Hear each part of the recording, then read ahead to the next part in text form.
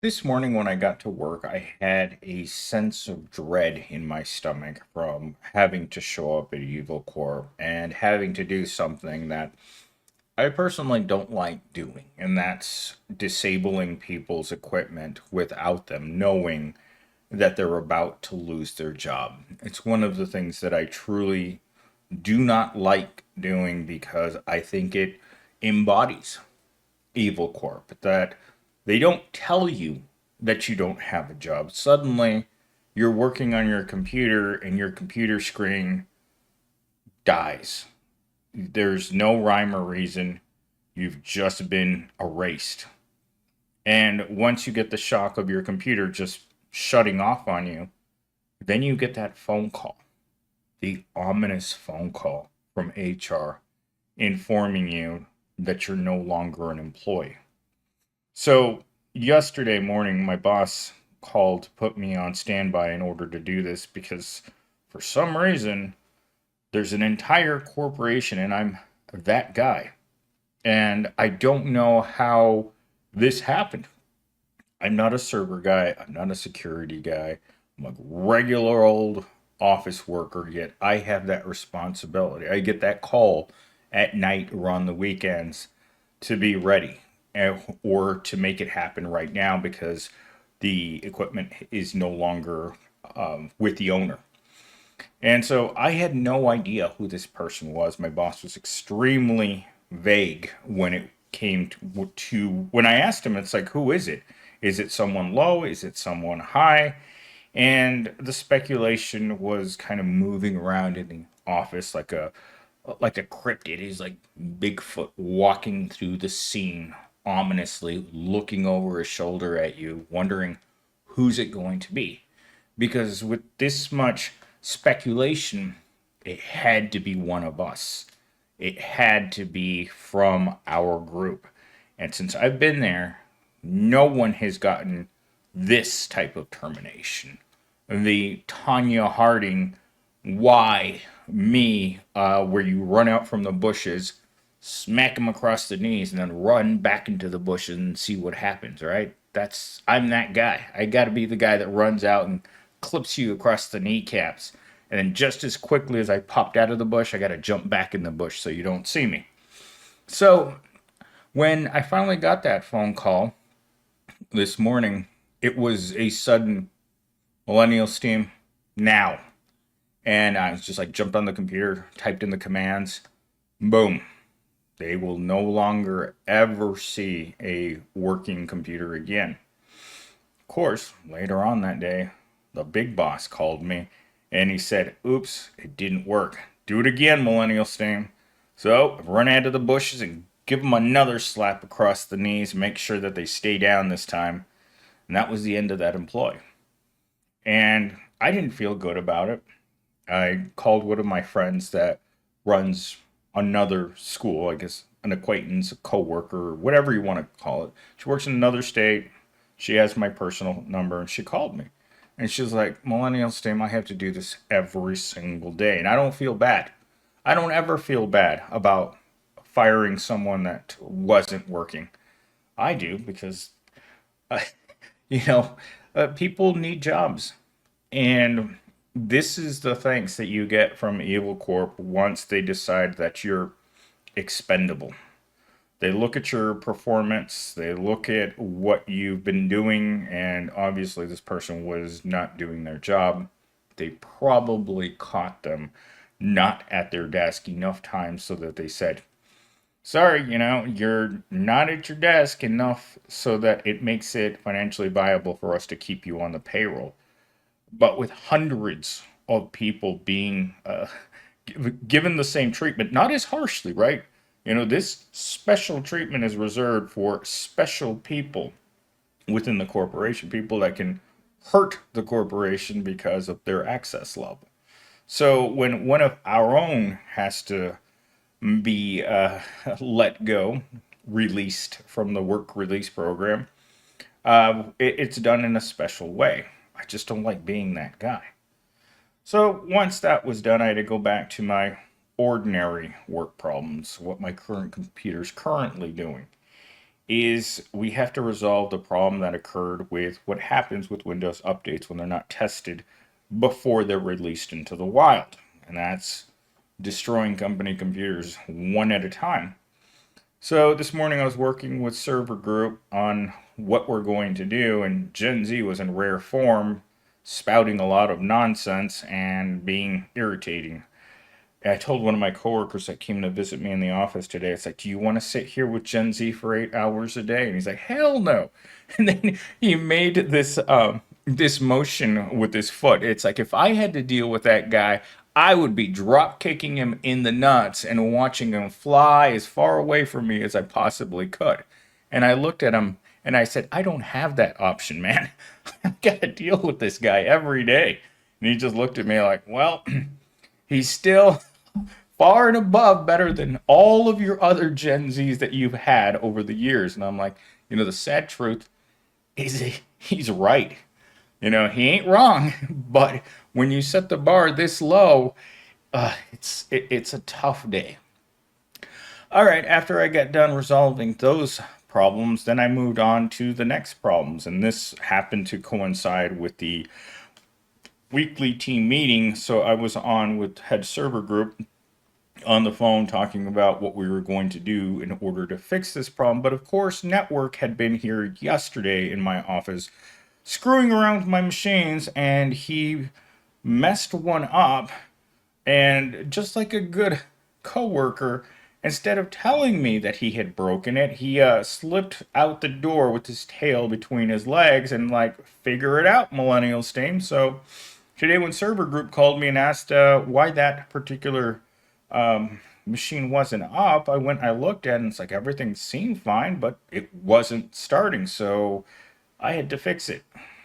Took a while, but that was what I was doing. It's the next part of my day. And then I moved on to what was next. And that was dealing with every other purchasing problem. They made adjustments to the purchasing system today, again, without telling anyone. And that was, I had to figure that out, how I needed, what I needed to do in order to buy more equipment, because suddenly the little button that I pushed that finishes the order kept turning red every time I clicked on it. And I was just like, what's going on? I just pushed the button and things show up at my door. And today it wasn't letting me push that button. Very annoying. After that, let's see, what happened after that? After that, this happened today. One of the executives messaged me first thing this morning and he said, hey, Millennial Steam, do you have any of this product inside of your office? And I said, I buy these things by the hundreds, right? And he said, well, we have another executive that has a phobia of batteries. A phobia of batteries. You guys explain that to me. Why a person would have a phobia of batteries. Anyhow, executive says, I need you to put said product into a box with the fastest shipping that we have, and then gave me the name and address of another executive. So these were the instructions. Get the thing we want, put the batteries into it, then seal it, then stick the shipping label on it, and I want to see it at this person's door before work starts tomorrow morning. Again, this isn't coming from my boss. This isn't coming from my boss's boss. This is coming from right at the tippy top of the spear, the executives. Now I asked a bunch of people today, it's like, have you ever heard of this? And it's like, you'd have to be some pretty incompetent person to have a battery phobia. Anyhow, I can't make this stuff up.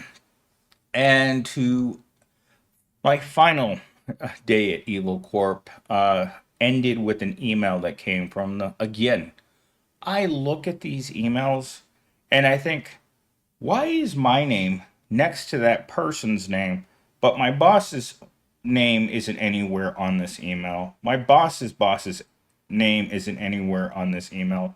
No one in the technology group but me is listed on this email that completely changes the way that we handle certain procedures.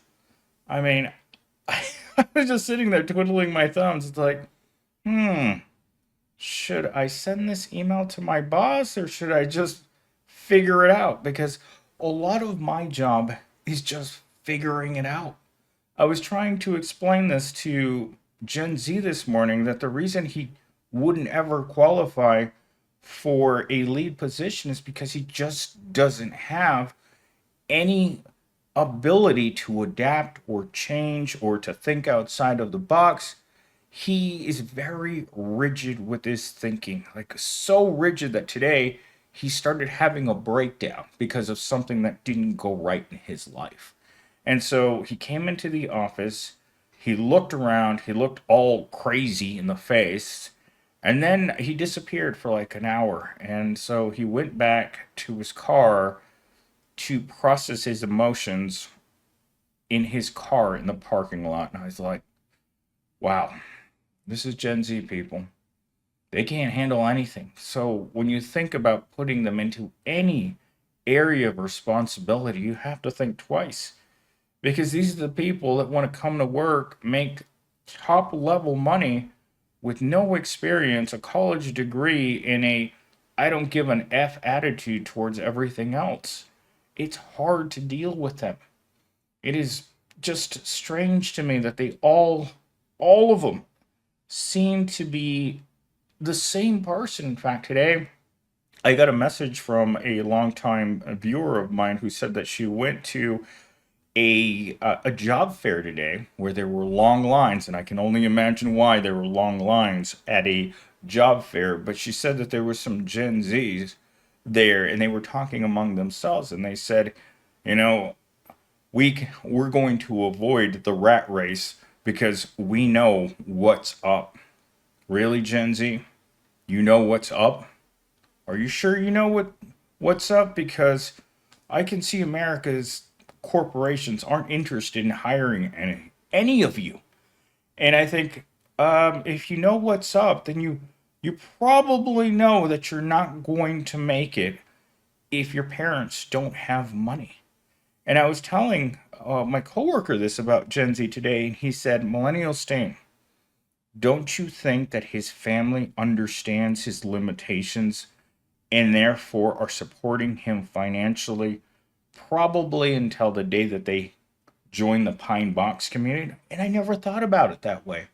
That as a parent, you have to see your child failing at life, not of their own accord, of course, but because the environment that they've been placed into, the job economy right now for young, unskilled workers is abominable. If anything, we've learned this week from the dock worker strike is that people know that bad things are coming for them. This was also put into my comment section this morning, is that the government knows that they're making millions of jobs obsolete. And because they're making these jobs obsolete, we need to think much more clearly about creating a system where universal basic income is a mandatory element of our society. And before you guys get crazy in the comments, think of this. The Smurfs, a cartoon beloved by little millennial Sting. Look at their world. Look how happy all the Smurfs were. And guess what? Most of the Smurfs were all men, all living in harmony in their world with a capitalist Gargamel trying to capitalize on them. But in their own world, they were perfectly happy. That could be us. The Smurfs is the ideal world for all of us. You don't want to have one guy. And again, coming back to the dock workers, one of the owners of the dock worker of the ports, a man that of incredible power. He generated an extra $14 billion in 1 year while he gave his workers no significant raise, no raise that year, but he himself raised $14 billion. Do you not think that in a world where one person can generate $14 billion by increasing his revenue by 350% in 1 year? In the past 3 years, I have gotten 30-cent annual raises. 30 cents, people. Not a dollar, not 50 cents, but 30 cents. And we're supposed to believe that that's fair, that that's capitalism, that that's the way that things should be. I disagree with that wholeheartedly. Anyhow, I wanted to only make a 10-minute video because my short that I made generated so many views that I don't need any more views for the day. Really appreciate you guys in the comment section. Uh, from the bottom of my heart, when you guys leave comments that make me make me queasy, you guys are so sweet in the comments. I really appreciate it because I come home, my soul is crushed from Evil Corp. I'm tired, I'm angry, I'm numb, and the first thing I want to do is down as many Pearl beers as I possibly can. But I stop. I stop myself every day at 5 o'clock and I come here to make one of these videos for you guys. Because you guys are the real stars of the show. If you guys weren't here to watch these videos, then what would be the point of my making them if nobody watched my videos? But I'm getting thousands upon thousands of views every night. And again, it's you guys. Thank you so much for coming to the channel. Thank you for all the thousands of people that went looking for me after my channel got destroyed by YouTube, my last channel that I worked on for 18 years. And I'm hoping that this is going to be the best year of my life on YouTube because I have a really strong following. You guys just sit there waiting for me to upload videos sometimes. And with that said, I hope you guys have a great evening, and I will see you guys back in the next video.